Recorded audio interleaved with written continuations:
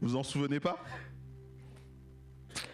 Colossiens, chapitre 3, verset 1er. Aspirez aux choses d'en haut. Où se trouvent les choses du Seigneur. C'était ma manière de vous souhaiter, de nous souhaiter les vœux. C'était comme ça que je voulais qu'on commence l'année en se disant voilà ce qui était important pour nous, c'est d'aspirer à ce qui est en haut, d'aspirer à ce qui est au-dessus de nous. De ne pas simplement considérer ce que nous trouvons sur cette terre, mais Dieu veut autre chose pour nous. Il y a des priorités qu'il attend pour nous. C'était mes vœux de début d'année. Où en sont les vœux que je vous ai souhaités? Forcément, on arrive à la fin de l'année et l'année va commencer, la nouvelle année va commencer et on va se poser cette question ou peut-être on va faire le fait tout simplement de se dire je vais commencer à faire des vœux. C'est bien. Mais avant de faire des vœux ou des vœux nouveaux ou de se poser la question des vœux, il faudrait au moins prendre le temps de s'arrêter sur les vœux de l'année dernière et de se poser la question est-ce que j'ai rempli tous mes vœux? Est-ce que j'ai atteint ce que je voulais? Est-ce que dans ma vie spirituelle, alors que là il était question d'aspirer aux choses qui sont plus grandes, est-ce que dans ma vie spirituelle j'ai grandi? Est-ce que j'ai connu de nouvelles choses? Est-ce que j'ai expérimenté des nouvelles choses? Ou est-ce que j'en suis au même point? On est là le 29 décembre, quasiment jour pour jour. Est-ce qu'il y a eu des choses nouvelles dans votre vie spirituelle? Amen pour les oui. Ou alors est-ce qu'on est resté là où on en est? Nous sommes appelés à progresser en Jésus-Christ. Il y a ce passage c'est Paul qui parle aux Corinthiens qui leur dit que nous sommes changés, nous sommes transformés dans la même image de gloire en gloire. Il y a là cette progression. Et quand cette progression ne prend plus place dans notre vie spirituelle, on doit se poser une question. On doit se dire mais pourquoi est-ce que j'en suis toujours au même point? Pourquoi est-ce que je ne grandis pas? Pourquoi est-ce que je ne crois pas?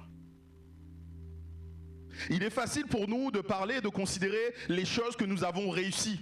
Et nous sommes facilement prêts à les partager. Si je demandais ici, qu'est-ce que vous avez appris, qu'est-ce que vous avez vécu avec le Seigneur, est-ce que vous avez grandi, beaucoup seraient prêts à dire certaines choses.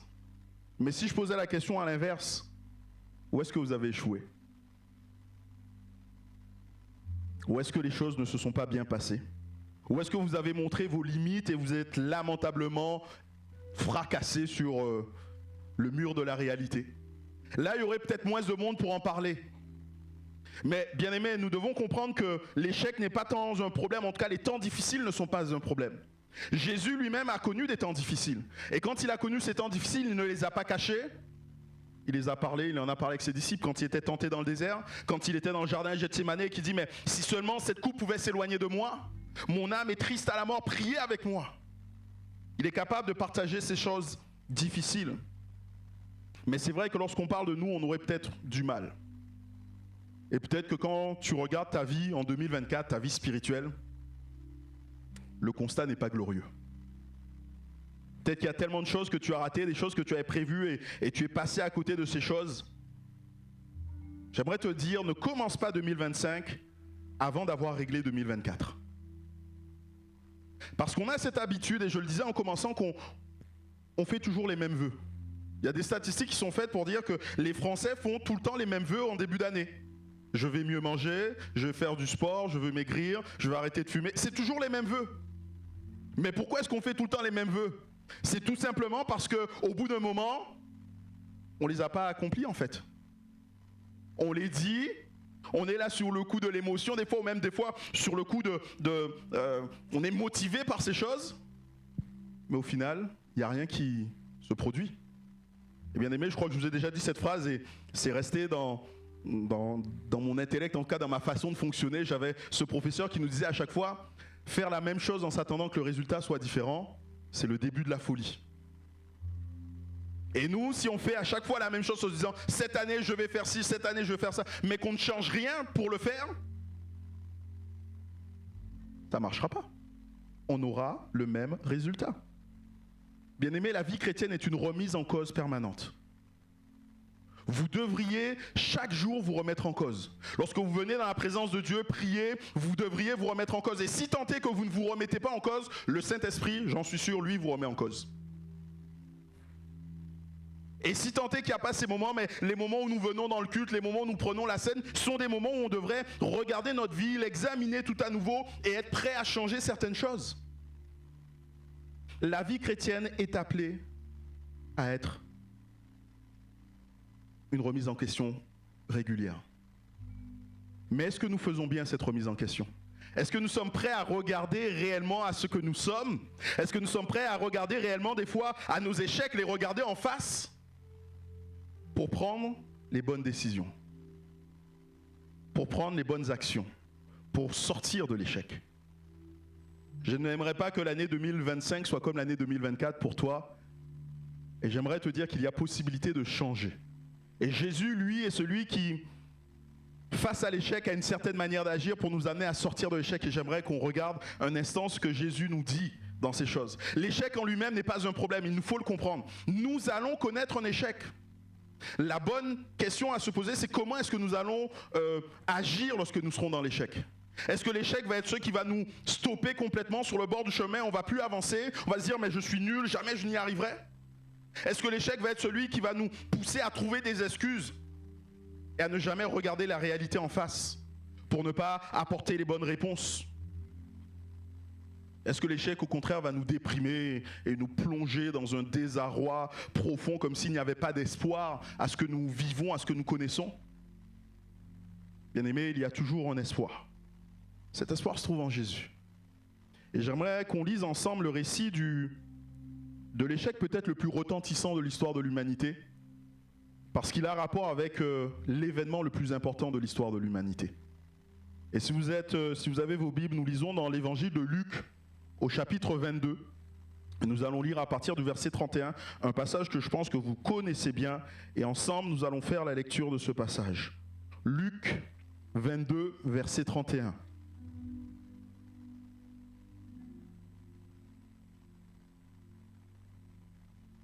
Vous avez trouvé, nous lisons ensemble. J'entends encore des pages qui tournent. C'est bon. Luc 22, 31. Le Seigneur dit, Simon, Simon, Satan vous a réclamé pour vous cribler comme le froment. Mais j'ai prié pour toi afin que ta foi ne défaille point. Et toi, quand tu seras revenu, affermis tes frères. Seigneur, lui dit Pierre, je suis prêt à aller avec toi en prison et à la mort. Et Jésus lui dit, Pierre, je te le dis, le coq ne chantera pas aujourd'hui que tu m'aies renié 3 fois, que tu aies nié 3 fois de me connaître. On saute quelques versets, on va au verset 60. Pierre répondit, homme, je ne sais ce que tu dis. Au même instant, quand il parlait encore, le coq chanta. Le Seigneur s'étant retourné regarda Pierre. Et Pierre se souvint de la parole que le Seigneur lui avait dite, avant que le coq chante aujourd'hui, tu me renieras 3 fois. Et étant sorti, il pleura amèrement. Passage que je disais, nous connaissons, passage qui est en rapport avec la passion de notre Christ. Après avoir eu ce temps privilégié avec les disciples dans la chambre haute, il les prie, il les fait prisonniers et Jésus leur dira, attention, vous me quitterez, vous m'abandonnerez. Et toi, Pierre, tu vas me renier. Et Pierre dit non, jamais cela ne se pourra. Je mourrai pour toi, je me battrai pour toi. Et au final, vous connaissez l'histoire, à 3 reprises et devant des personnes, pas si illustres ou impressionnantes que ça, Pierre va renier le Seigneur Jésus et il nous est dit qu'il s'en est allé tout triste, pleurant, plein d'amertume. Ici, je le disais, le plus grand échec, l'échec le plus retentissant de l'humanité. Pourquoi ? Parce qu'il est en rapport avec l'événement le plus important, la résurrection, la mort et la résurrection de Jésus-Christ. Et là, nous avons Pierre qui va démontrer, qui va vivre un échec, qui va révéler certaines choses le connaissant. Parce que c'est la première chose que fait un échec. Dans ce que vous avez connu en 2024, et là où vous êtes échoué, peut-être que vous avez été face à des réalités de vous. Et c'est exactement ce que Pierre va ici connaître. Pierre va être celui qui va être mis devant le fait accompli de qui il est réellement. Pierre, on le connaît, il parle vite. Il parle plus vite que son ombre. Et quand Jésus dit quelque chose, il est toujours prêt à répondre et à dire non, c'est pas vrai, ou moi je ferai autrement. Cela lui a permis par contre de faire des expériences extraordinaires avec Dieu. Vous savez, tu es le Christ, nous l'avons chanté. Tu es le Christ, tu es le Fils de Dieu. Et Jésus dit oui sur cette déclaration, 7 Pierre, c'est la déclaration qu'il fait. Sur cette déclaration, je bâtirai mon église. Il est aussi celui, alors qu'ils sont là dans le bateau, qui dit mais Seigneur, si c'est toi, ou plutôt puisque c'est toi, ordonne que je vienne. Toujours le premier à parler, mais il est aussi celui qui a marché sur les eaux. À d'autres moments, il a été repris par le Seigneur. Mais ça, c'est l'attitude en tout cas, c'est le cœur, c'est la manière d'être de Pierre. Pierre va découvrir que chez lui, il y a des choses qu'il ne soupçonnait pas. Il est des fois prêt à dire des choses, il les croit dures comme fer. Il est prêt à aller jusqu'à ce qu'il dit, mais au final, quand il doit le faire, on se rend compte qu'il passe à côté. Pierre est quelqu'un d'honnête. On ne peut pas dire que lorsqu'il est en train de dire à Jésus « Je serai prêt à mourir pour toi », il est en train de mentir. Il le dit réellement en le pensant vraiment. D'ailleurs, il nous est dit que Pierre avait une épée dans le jardin de Gethsémane. Pierre, il avait certainement senti que les temps devenaient troublés, que les temps étaient difficiles. Ils étaient arrivés à Jérusalem, il y avait la fête, il y avait tous les chefs religieux qui cherchaient à prendre Jésus au piège. Il a dû sentir ces choses, se dire, on est dans un moment difficile, il me faut être prêt à protéger mon Seigneur. Et il avait son épée sur le côté, et quand on vient chercher son Seigneur, il dégaine son épée. Et il emporte l'oreille du serviteur Malchus. Je suis sûr que Pierre était honnête, déterminé à faire ce qu'il disait. Mais alors qu'il est déterminé à dire et à être celui qui est brave, qui va suivre son Seigneur, qui va aller jusqu'au bout, il se révèle être celui qui est peureux. Il se révèle être celui qui est un blasphémateur. Il se révèle être celui qui est un menteur. Il se révèle être celui qu'il ne connaissait pas, en tout cas qu'il ne pensait pas être. Il voit ressurgir en lui une réalité qu'il ne connaît pas. Et ça va l'affecter. Parce que lui se voyait beaucoup plus beau qu'il n'était en réalité. Lui pensait être beaucoup plus que ce qu'il est, là ou en tout cas que ce qu'il montre. Et l'échec, quand on le connaît, va orienter nos regards sur nos défauts, sur nos fautes, sur tout ce qu'on ne réussit pas, sur tout ce qu'on n'est pas capable de réussir, sur nos inconséquences. Et des fois, on est prêt à fixer ces choses au point où elles vont devenir une montagne tellement énorme qu'on va dire, voilà, je ne suis que ça. Et je ne peux pas aller au-delà parce qu'il y a cet échec. Aux yeux de Pierre, quelque part, on pourrait presque se dire, il n'est plus ce Pierre flamboyant qu'on connaît. Il est que Pierre le blasphémateur. Pierre, celui qui a renié. Parce que l'échec va mettre en lumière ce qu'il y a au fond de nous, ce que nous sommes. L'échec va aussi remettre en cause nos certitudes, nos espoirs, les réalités qu'on tenait pour acquises. Devant un échec, tout ça semble comme s'évaporer, semble comme s'envoler, comme si elle n'avait jamais existé, comme si elle n'avait jamais été. Jésus avait averti Pierre avant son reniement. Et il avait même prié pour lui afin que sa foi ne défaille point. Et au final, qu'est-ce qui se passe? Sa foi a défaillé et il n'a même pas soutenu ses frères. C'était ce que Jésus lui avait dit. Il lui a dit, soutiens tes frères. Et que va faire notre ami Pierre? Vous connaissez l'histoire.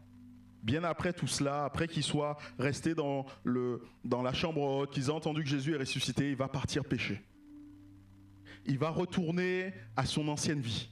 Il a connu un échec sur sa nouvelle vie, alors il laisse tomber sa nouvelle vie et il retourne sur son ancienne vie. Il avait eu des espoirs, il avait eu des aspirations pour cette nouvelle vie. Jésus lui avait dit certaines choses, Jésus lui a dit, tu serais pêcheur d'hommes. Abandonne tes filets, laisse tomber tes filets. Moi, je vais te conduire dans quelque chose de nouveau. Et alors là qu'il fait face à cet échec, que fait-il? Il abandonne ce que Jésus lui avait dit et va retourner à ce qu'il était. Il va retourner aux sources, entre guillemets. Il va retourner là où lui, il semble maîtriser. Moi, je suis pêcheur, je sais comment on fait, je sais pêcher, je sais comment me débrouiller, je vais y arriver. Là, au moins, je suis bon. Et Pierre va comme essayer de se remonter le moral en étant et en restant dans ce qu'il connaît. Mais le Seigneur va permettre qu'il soit bredouille là aussi. Vous connaissez l'histoire et on lira ça tout à l'heure. Quand on vit un échec, on a l'impression que plus rien ne tournera. On va même se remettre soi-même en question. Et ici, quand je vois l'attitude de Pierre, je me dis, mais quelque part, Pierre était comme en train de douter de l'identité que Jésus lui avait donnée.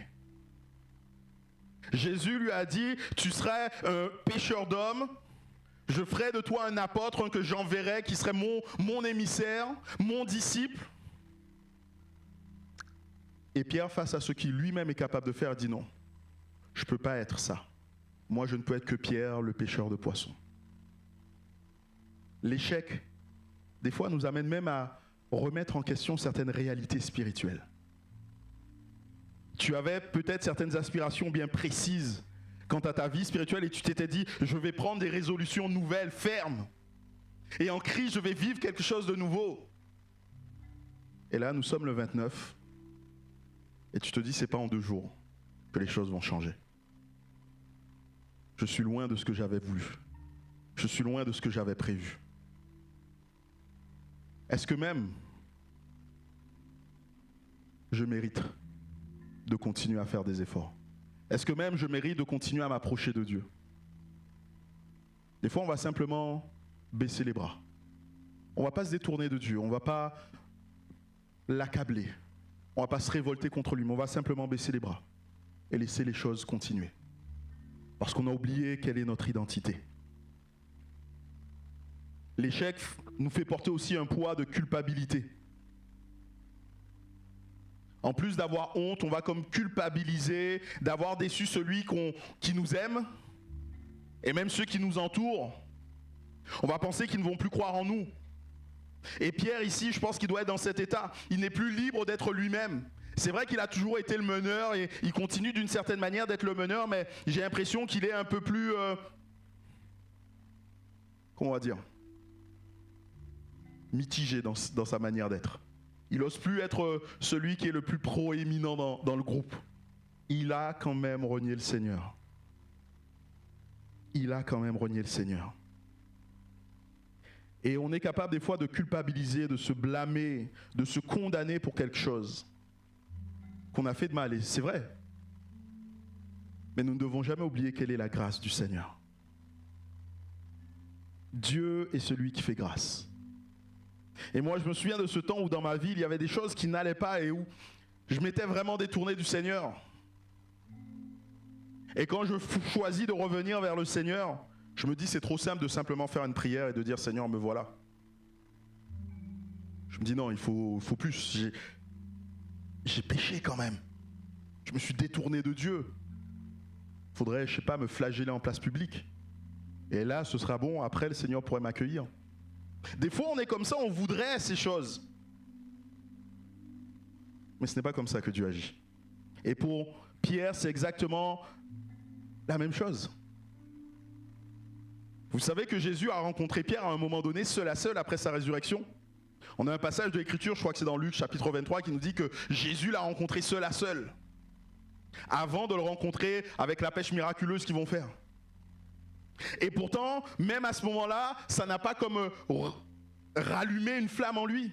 Pourquoi? Parce que je pense qu'il y a cette culpabilité qui demeure au fond de lui. Et tant que cette culpabilité n'est pas traitée, il ne peut pas commencer un nouveau chemin. Et tu es comme cela. Quand tu es face à un échec, tu vas te sentir coupable. Et tu vas te sentir coupable avec raison.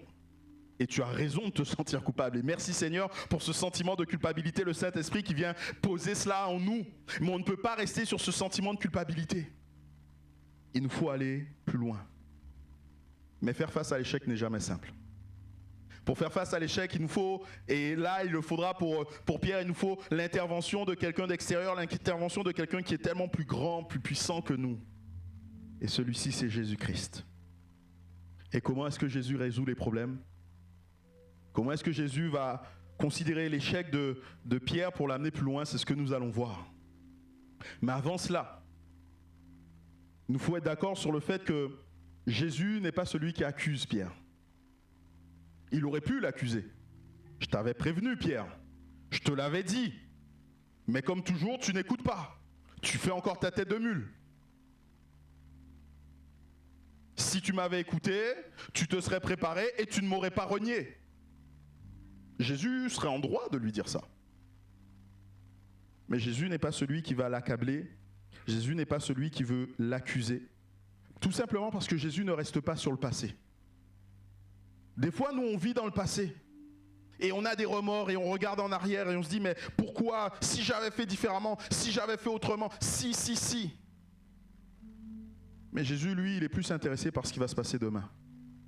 Ok, tu as fait ça hier, mais aujourd'hui, que vas-tu faire? demain, comment vas-tu vivre? Il est plus intéressé par demain parce que demain est encore à venir et que demain c'est ton avenir. Demain c'est là où tu vas passer ta vie. Tu ne vivras pas dans le passé. Même si tu as des remords, ce qui est passé, tu ne pourras pas revenir en arrière. Il ne sert à rien de vivre dans le passé. Il faut regarder vers devant. Et Jésus, lui, est celui qui regarde vers devant. Il est celui qui nous aide à aller plus loin, alors que des fois on reste comme, vous savez, les navires qui sont en mer, ils sont comme avec des grosses amarres là attachées. Il est celui qui nous aide à couper, à briser ces amarres et à avancer avec lui. Parce que des fois nous sommes bloqués. Et Jésus, c'est ce qu'il va faire dans la vie de Pierre. Et je parlais de ce moment où il va rencontrer Pierre dans l'évangile de Jean au chapitre 21 au verset 4. Nous allons faire cette première lecture. Évangile de Jean, chapitre 21. Nous lirons du verset 4 à 6.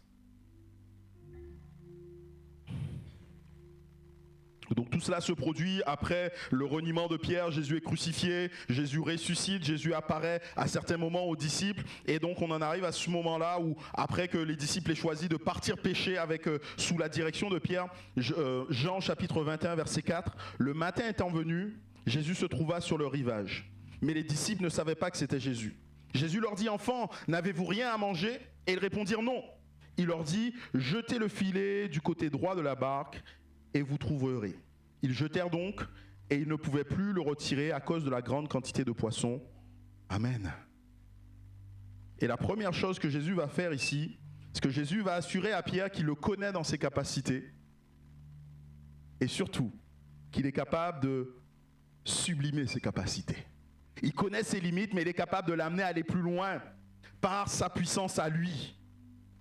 Pierre avait choisi un domaine où il était à l'aise. Pierre avait choisi un moment où il avait l'habitude de faire certaines choses. Et la pêche, ça le connaissait. Il avait l'habitude de pêcher, il avait l'habitude de jeter le filet toute la nuit. Mais à ce moment-là, il se retrouve encore une fois bredouille devant sa pêche. Et ce n'est pas la première fois qu'il est bredouille. Il avait déjà été bredouille une première fois. Et je pense que des fois, Dieu permet des situations dans notre vie où on revient au point de départ. On revient à quelque chose qu'on connaît, on revient devant un échec et on se dit, mais je suis déjà passé par là. Mais si tu es déjà passé par là et que tu repasses par là, c'est peut-être parce qu'il y a une leçon que tu n'as pas comprise. Et des fois dans ta vie, dans nos vies, Dieu va permettre qu'on revienne au point de départ. Vous savez, c'est comme quand on est en classe, quand on n'a pas appris, quand on n'a pas compris une classe, on redouble. Eh bien, c'est la même chose, il fait redoubler. Tu n'as pas compris la leçon, donc on redouble jusqu'à ce que tu la comprennes. Parce qu'il faut que tu la comprennes. Pour aller plus loin, tu as besoin de la saisir. Pour aller plus loin, il y a besoin que quelque chose change dans ta manière de penser, dans ta manière de t'approcher, de vivre de Dieu. Il faut qu'il y ait un changement. Et là, Pierre va réapprendre. Quoi? Que ses talents, ses capacités, sa connaissance ne sont jamais suffisantes. Ne sont jamais suffisantes. Nous aimons bien nous appuyer sur ces choses, sur ce que nous connaissons, sur ce que nous sommes capables de faire. Mais nous devons nous rappeler que nous ne pouvons pas nous confier en nous-mêmes. Nous devons nous confier en lui. S'il se confie en lui-même, ses capacités ne s'élèveront jamais au-delà de Simon-Pierre, pécheur. C'est tout ce qu'il est capable de faire. Mais s'il se confie en Jésus, il sera bien plus que Simon-Pierre, pécheur. Il sera Simon-Pierre, l'apôtre, le pécheur d'hommes, l'envoyé de Jésus-Christ. Mais tant qu'il reste capté par ses capacités, tant qu'il reste enfermé dans ses capacités, il ne pourra jamais aller plus loin. Vous vous souvenez de cette parole de Jésus? Sans moi. Ah, vous vous en souvenez. Alors pourquoi est-ce qu'on fait sans lui? Sans moi, tu ne peux rien faire. Alors pourquoi fais-tu sans lui? Tu prends de bonnes résolutions. Tu prends une bonne intention en disant, Seigneur, il faut que cette année soit différente. Je veux vivre, je veux grandir en toi, je veux apprendre à te connaître davantage. Amen, alléluia. Mais pourquoi est-ce que c'est sur tes forces que tu comptes pour atteindre ce but? Oh oui, tu vas le faire, tu vas tenir pendant une semaine. Oh oui, tu vas avoir l'énergie de par toi-même de t'approcher de Dieu. Tu vas avoir par toi-même en toi l'énergie de ne pas pécher. une semaine. Allez, 2. Non, vous êtes peut-être meilleur que moi, donc disons un mois. Mais après, tu seras confronté à toi-même. Sans moi, tu ne peux rien faire. Si ma vie ne coule en toi, et quand je dis ma vie, Jésus-Christ, vous comprenez.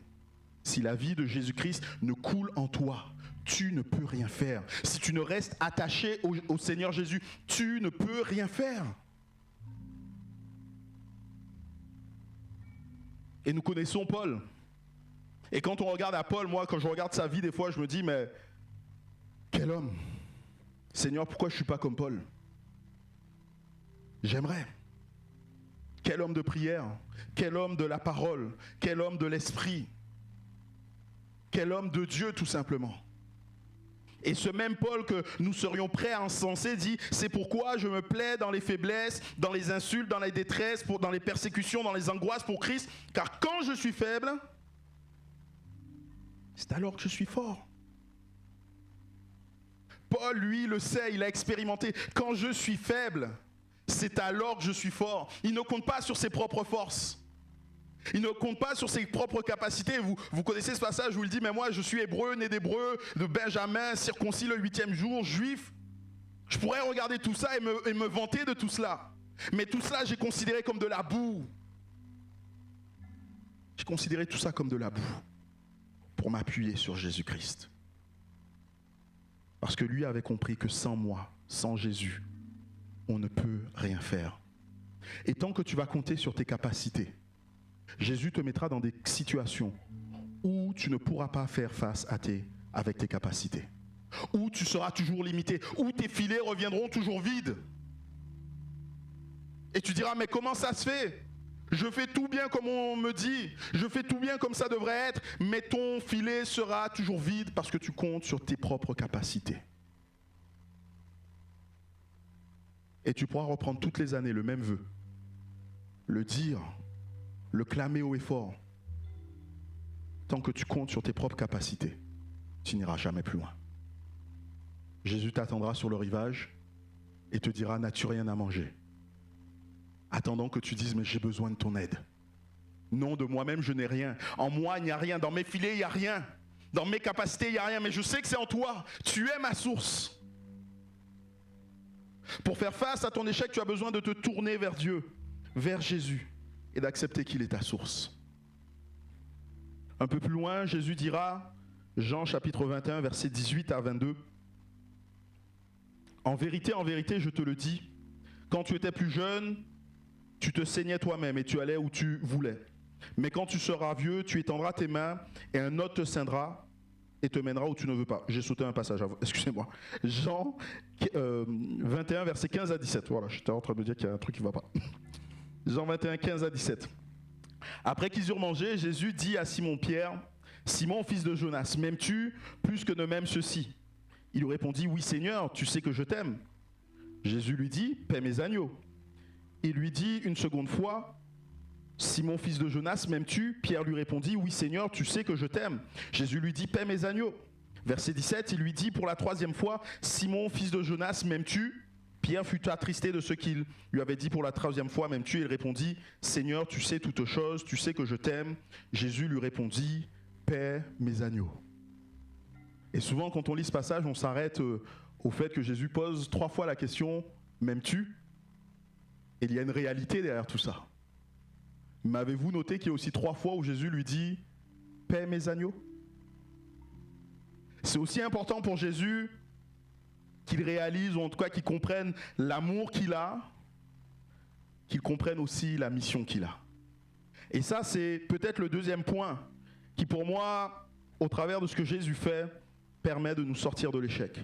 Jésus veut lui donner une perspective malgré l'échec. Nous, avec l'échec, on serait prêt à mettre de côté, à dire, voilà, on ne bouge plus, on ne fait plus rien, tu as raté, tu rateras toujours. Mais Jésus, là, lui réaffirme, paie mes brebis. Paie mes brebis. Peut-être que Pierre était en train de se dire, je ne suis bon à rien, je ne vais rien faire, je vais continuer à être pécheur parce que je ne suis bon qu'à cela. Mais là, Jésus est en train de lui donner une nouvelle mission, est en train de lui donner quelque chose de nouveau, un but, un objectif qu'il n'avait plus, en tout cas qu'il avait perdu. Jésus ne va pas regarder à l'échec de Pierre pour le définir. Si Jésus avait regardé à l'échec de Pierre, on va dire, ok, toi, tu ne seras pas bon pour proclamer mon nom. Si devant une femme, une pauvre servante, tu n'es pas capable de dire que tu me connais, on ne va pas aller loin. Si Jésus avait regardé qu'à son échec, Jésus ne l'aurait pas amené plus loin. Mais Jésus veut regarder au-delà de tout cela. Jésus va regarder, je pense, à l'identité de Pierre en lui. Tant qu'on regarde à nous-mêmes, et je le disais tout à l'heure, tant qu'on regarde à nous-mêmes, à nos capacités, on est limité. Mais quand on regarde au Seigneur, on devient à ce moment-là illimité. Non pas parce que la puissance est en nous, mais parce que la puissance réside en lui et parce qu'il vit en nous, nous avons la capacité de faire et de voir des choses extraordinaires. Jésus, avant de partir, a dit à ses disciples, « Tout pouvoir m'a été donné. » Il commence comme cela. « Tout pouvoir m'a été donné. Parce que tout pouvoir m'a été donné, allez, faites de toutes les nations des disciples. » De vous-même, vous n'en êtes pas capable. Mais parce que j'habite en vous et que moi, je suis le Tout-Puissant, vous avez une identité nouvelle. Vous êtes quelqu'un de nouveau. Tu peux ne pas simplement compter sur tes forces. Tu peux compter sur autre chose, sur une ressource surnaturelle qui se trouve en moi. Et moi, je te donne une mission. Parce que c'est cela, bien-aimé. Parce que nous sommes enfants de Dieu, nous avons une mission. Parce que tu es enfant de Dieu, tu as un objectif. Et qu'importe les vœux que tu vas prendre pour 2025, et j'espère que ce seront des vœux qui seront en accord avec la parole de Dieu, bien sûr, mais en dépit de ces vœux, il y a une chose que nous devons, nous en tant que chrétiens, vouloir par-dessus tout. Que le nom de Dieu soit glorifié dans notre vie. Il y a cette mission qu'il te donne. Que son nom soit glorifié dans et au travers de ta vie. Que lorsqu'on te regarde, on sache qu'il y a comme l'action de Dieu là, le sceau de Dieu. Que lorsque tu es quelque part, que tu sois cette lumière qui change l'atmosphère spirituelle autour de toi.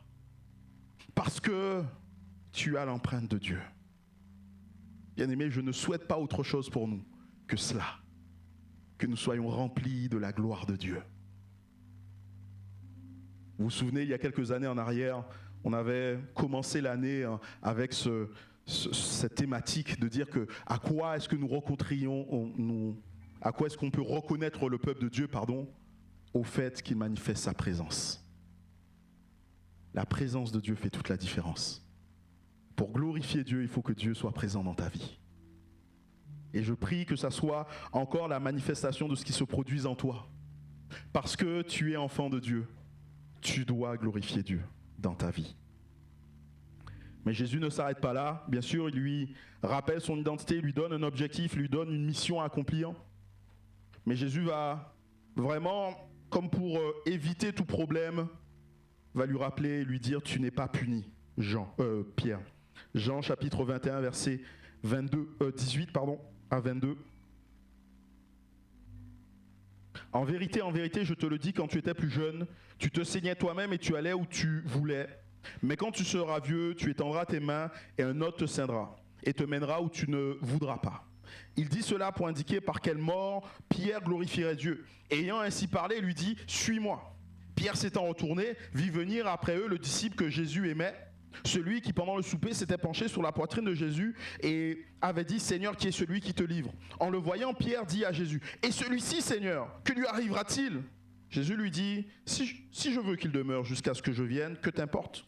Toi, suis-moi. » Et là, on a Jésus qui est comme en train de rassurer Pierre complètement. Et Jésus, ce matin encore, veut te rassurer. On a cette fâcheuse tendance à vouloir se comparer aux autres. Quelque part, c'est simple.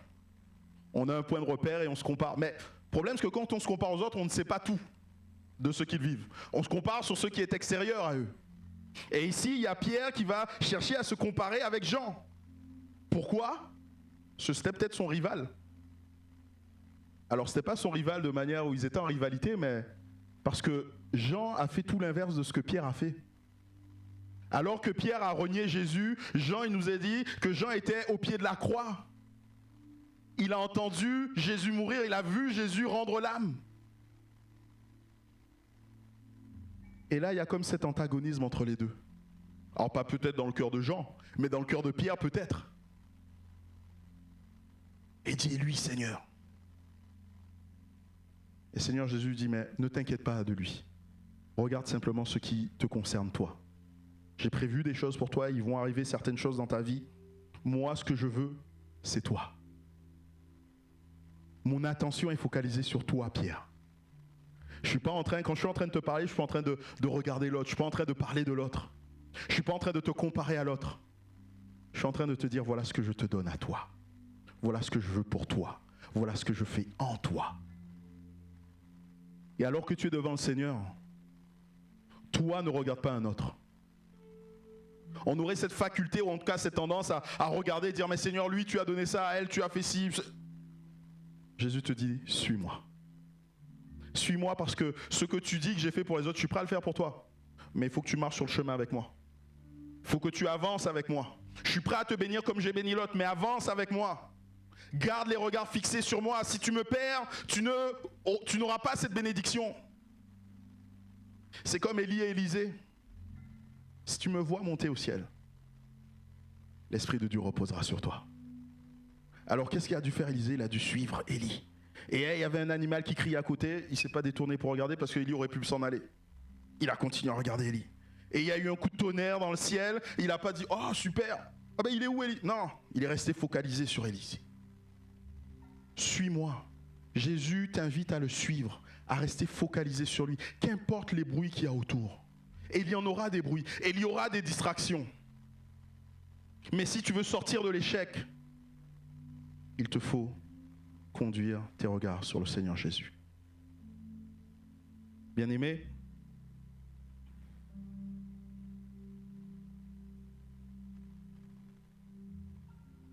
l'année 2025 va commencer. Mais avant cela, l'année 2024 termine. Et il faudrait, avant de prendre des vœux pour l'année 2025, faire le bilan de tes vœux de l'année 2024. Pour ma part, je vous avais prêché ce message d'aspirer aux choses d'en haut. Et mon cœur était de voir l'Église, de voir chacun d'entre nous vouloir s'accrocher au Seigneur plus qu'à tout ce que nous trouvons sur la terre. Et quand je dis l'Église, je m'inclus dedans. Je ne suis pas là au-dessus de la mêlée en train de dire voilà ce que vous devez faire, écoutez-moi de ma haute voix, de ma grande stature. Pas du tout. Je m'inclus dedans. Maintenant, ne serait-ce que pour ces vœux, parce que je ne sais pas si vous en avez pris d'autres, et j'espère que vous en avez pris d'autres en rapport avec la foi, comment est-ce que vous avez marché pendant l'année 2024? Est-ce que vos yeux ont été fixés sur le Seigneur, en dépit de tout ce qu'il y a eu sur cette terre? Est-ce que vos yeux ont été fixés sur celui qui est le Maître, qui est capable de nous donner toutes choses? Ou est-ce que vous avez baladé des regards inquiets en vous disant mais comment je ferais ci, comment je ferais ça, comment... Bien-aimés, quelle que soit la vie que vous avez vécue en 2024, la vie spirituelle j'entends, la vie spirituelle en 2025 peut être complètement différente. Si vous approchez de Jésus-Christ, si tu attends que lui-même te montre, en tout cas si tu comprends que tu ne peux pas compter sur tes propres ressources, que tu ne peux pas compter uniquement sur tes forces, si tu comprends que malgré l'échec, il veut te donner une perspective, tu as un objectif, tu as un but, et si tu gardes les yeux fixés sur lui, tu vivras l'année 2025 en bien meilleure santé spirituelle que tu n'as vécu l'année 2024. Alors avant que l'année 2025 ne commence, fais donc bien le bilan de cette année 2024 et reprends là où tu t'es arrêté. Remets le Seigneur là où il y a besoin de le remettre avant de commencer 2025 pour que tu puisses réussir en 2025. Amen. Seigneur, nous voulons te prier pour ta parole et te remercier pour l'œuvre qu'elle accomplit dans nos cœurs. Nous voulons, Éternel mon Dieu, magnifier encore ta personne. Alors que nous allons finir cette année, nous voulons nous souvenir de ce que tu as été fidèle tout au long de cette année. Même quand nous avons été infidèles, Seigneur. Tu demeures le Dieu fidèle. Merci pour cela. Mais je prie en particulier pour mes bien-aimés qui, peut-être là, sont devant un constat d'échec dans leur propre vie. Je te demandais, s'il te plaît, Seigneur, de les bénir, de les